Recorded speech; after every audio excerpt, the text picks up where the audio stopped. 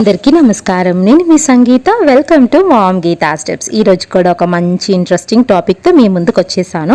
అదేంటి అంటే danger science during pregnancy, గర్భవతుల సమయంలో వచ్చే ప్రమాద హెచ్చరికలు. అంటే ఏంటి, ఆ హెచ్చరికలు వచ్చినప్పుడు ఏ విధమైన జాగ్రత్తలు తీసుకోవాలో ఈరోజు వీడియోలో చూసుకుందాం. So let's start a video. కడుపుతో ఉన్నప్పుడు మంచివి మాత్రమే కాదు, కొన్ని అపాయాలను కూడా గుర్తెరగాలి. అప్పుడే ఆ అపాయం రాకముందే మనం వాటి బారి నుండి బయటపడవచ్చు. సో ఆ ప్రమాద హెచ్చరికలు ఇప్పుడు చూడబోతున్నాం.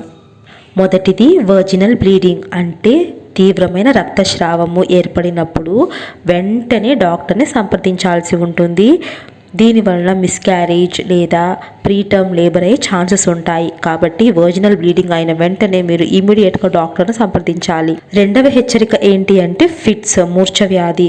మూర్ఛ అనేది గర్భవతులలో హై బీపీ ఎక్కువ అయినప్పుడు ఎక్లాంసియాకు దారితీసి మూర్ఛ అనేది వస్తుందన్నమాట.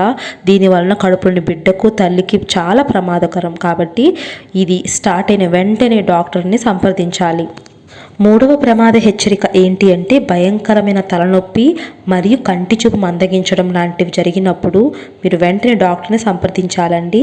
ఎందుకంటే ఇది ప్రీక్లాంసియాకు దారితీస్తుంది. దీనివల్ల హై బీపీ ఎక్కువ అవడం వలన కడుపులోని శిశువుకు అనారోగ్యం ఏర్పడే అవకాశం ఉంటుంది. నాలుగవది జ్వరము, అంటే మీరు పైకి లేవలనంత జ్వరం వచ్చినప్పుడు ఏదైనా ఇన్ఫెక్షన్స్ అవి ఛాన్సెస్ ఉంటాయి. దీనివలన కడుపులోని శిశువుకు లోపాలు ఏర్పడే ఛాన్సెస్ ఉంటాయి. కాబట్టి వెంటనే మీరు డాక్టర్ని సంప్రదించాలి. ఐదవ ముఖ్యమైన హెచ్చరిక ఏంటి అంటే పొత్తి కడుపులో నొప్పి, అది కూడా నడుము నుండి పొత్తి కడుపులో నొప్పి. ఇది లేబర్ టైంలో నార్మల్గా వస్తూ ఉంటుంది, కానీ మీకు అంతకంటే ముందుగానే నొప్పిని మీరు గమనించారు అంటే వెంటనే డాక్టర్ని సంప్రదించాలి.